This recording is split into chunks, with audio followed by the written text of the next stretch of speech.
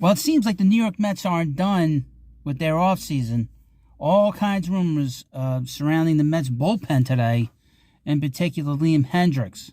It seems the Mets are very interested in the White Sox closer. Now, if you don't know, this is the Baseball Hut. Oh, it's funny you should ask. Hi, everybody. This is the Baseball Hut, the amazing, spectacular, terrific, your host. I screwed up the beginning, but I am the Hut. So, anyway, the Mets had a press conference today. Justin Verlander was introduced. And right after, sort of when the media started talking to the Mets general manager, Billy Epler, he told the media not to go anywhere, that the Mets will have other announcements to make. Because obviously, you know, this weekend is going to be Christmas Eve and Christmas. And he told them, don't go anywhere. We might have some other announcements.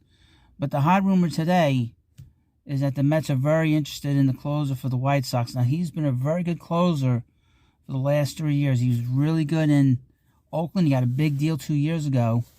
And he's been pitching for the White Sox for the last couple of years. And he's been a very good all-star closer. And the Mets are thinking about trading for him. They're very interested in him. I don't know what they give up. Now, the thing about closers and relievers is the price tag is not as high as it would be for, say, you know, like a starting pitcher or a bat. It's a different value there. So I can't tell you what I'd have to look at the White Sox needs as a team in terms of how they are on the Major League roster. But right now, the Mets are very interested, and it would bring a very strong bullpen into this team. Because in all likelihood, he would be the eighth inning guy. He would be the setup man with the Mets. And obviously, Edwin Diaz is the closer here. And they would probably put David Robertson in the seventh inning. So this would create a very strong bullpen. A super bullpen, if you will, with the lefty Brooks Raley. This would really put the Mets in a different kind of stratosphere as a team. They'd be very difficult to deal with late in the game.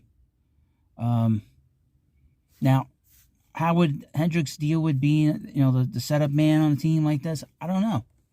But the Mets are the place to be if you want to win and win big, because this ownership is committed to winning, and they will leave no stone unturned if a player is available. That's great to see that they're willing to think about moving, you know, making this kind of a move. This is a big move.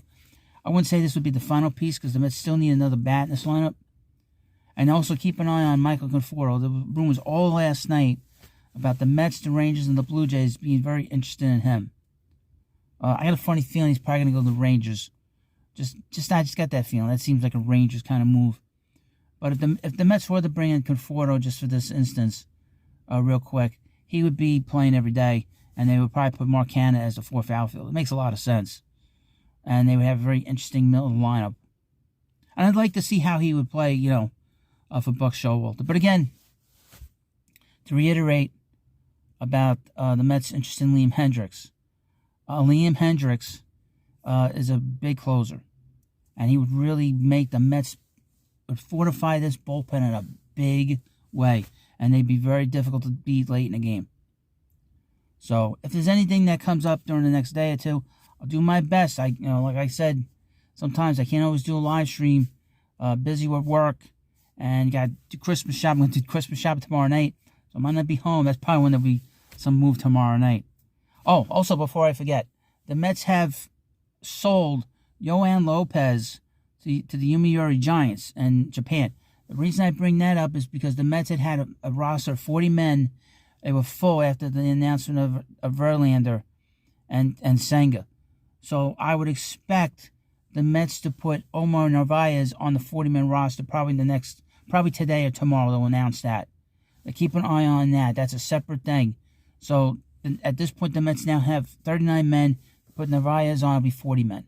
So just to sort of update you with some of the things that are going on today. So thank you for watching this video. Please subscribe to the Baseball Hut. I appreciate the time you take to watch, and I'll see you later.